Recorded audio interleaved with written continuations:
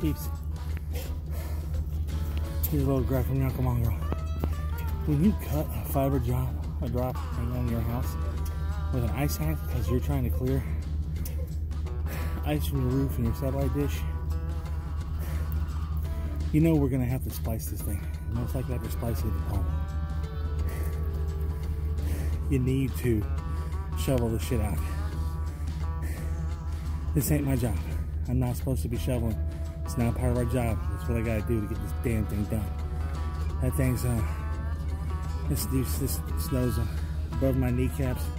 Had to break up 2 inches of ice all the way out to the pole, and now I'm having to shovel it out. Just future reference, people. If you're in this type of weather and you cut the line, we gotta replace it. Make sure we have access to everywhere we need to go, because we could easily turn this back. This ain't our job, but we're nice and we got time this morning, but it still sucks balls. You know, I truly hope that some non-coms out there watch these videos, because a lot of what I talk about here is really to make them better customers,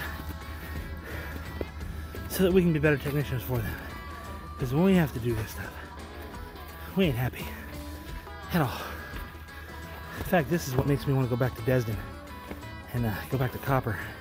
And anybody who's listened to me long enough knows how I feel about copper.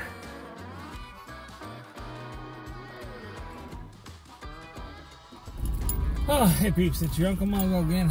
Just now leaving that one job where we was having to shovel out the path of the pole. That first part, I'm going to combine all this into one big video. And that first part's going to be for the non-coms. And the second part's for us technicians. You know, we do this on a daily basis. We deal with people, and you got to have a little bit of a conscience. Now, yeah, I was a little pissed off about having to shovel that thing out. But we had time this morning. I'm physically able to do it. And here's the kicker. This customer, he's a rough and tough old bird. He's out there doing everything like he can, you know, in the snow and everything like that. He's 84 years old. In no good conscience, bad conscience, whatever, no good conscience can I ask an 84-year-old man to go out there and shovel that when I am capable of it, even though it's not my job. So that's why we sometimes do the things we do. Sometimes you got to make that call. We made it today, but we got them up and going. We had to drop the line down. We didn't have a gator box. Had to use a daggum enclosure, which is fine. You can splice an enclosure in there like a gator box. This one's for newbies and stuff like that. I always say, plan for the next technician, because you never know when you're going to be the next technician.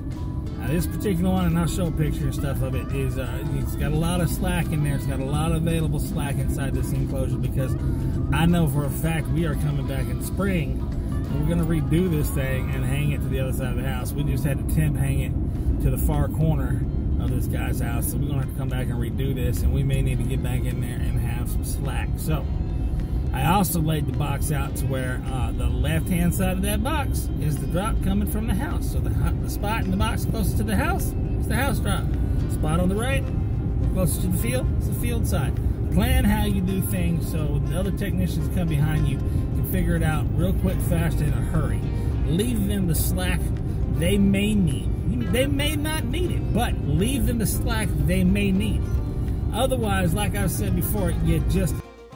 So, anywho, I promised Aunt Robin I'd tone down that tone a little bit, so I'll probably bleep that one out, but you get the point. So anyway, we're done. We got him light. He's back up and going, but that was not an easy job. It was a pain in the butt, and I'm a little tuckered and headed out to another one. So, you fine folks have a daggum great day. I hope you're not having to shovel out, you know, snow like I just did this morning. Love, peace, and bacon grease, y'all. Bacon.